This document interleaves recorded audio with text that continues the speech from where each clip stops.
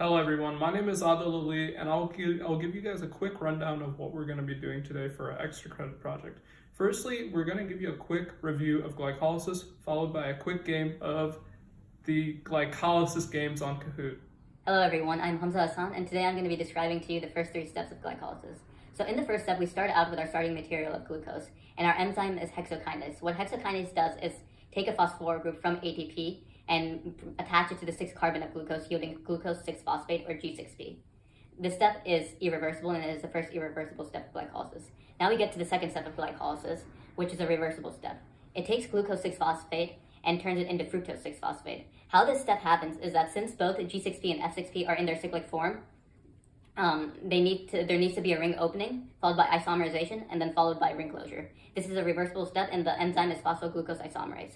Now we get into our third step, where fructose 6-phosphate is turned into fructose 1,6-biphosphate. This is done by the enzyme phosphofructokinase. This is the most committed step of glycolysis, and it is also the rate determining step. It is the second irreversible step of glycolysis. And before this step, the sugar can still go back to glycogen, but after phosphofructokinase occurs, glycolysis will occur. And that is in steps 4 through 7 of glycolysis. In step 4 of glycolysis, we have fructose 1,6-bisphosphate forming GAP and DHAP through aldolase. In step 5 of glycolysis, we have DHAP forming GAP through triose phosphate isomerase. In step 6 of glycolysis, we have GAP forming 1,3-BPG through GAPDH.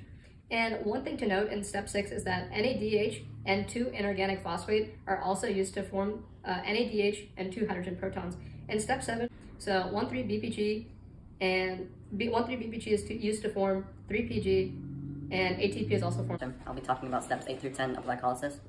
So in step 8, we have a rearrangement occurring in the position of the phosphate group on the 3-phosphoglycerate molecule, making it 2-phosphoglycerate. The enzyme phosphoglycerate mutase is used to catalyze the reaction.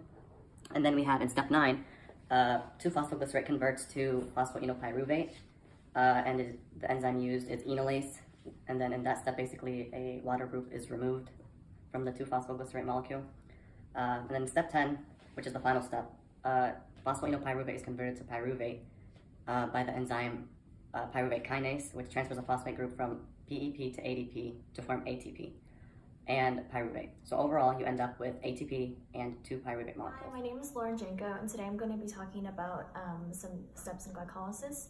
So glycolysis utilizes ATP in steps 1 and 3, and then it produces ATP in steps 7 and 10, leading to a net ATP of 2 ATPs. And then the irreversible steps in glycolysis are 1, 3, and 10, which have large negative delta G values. 2, 1.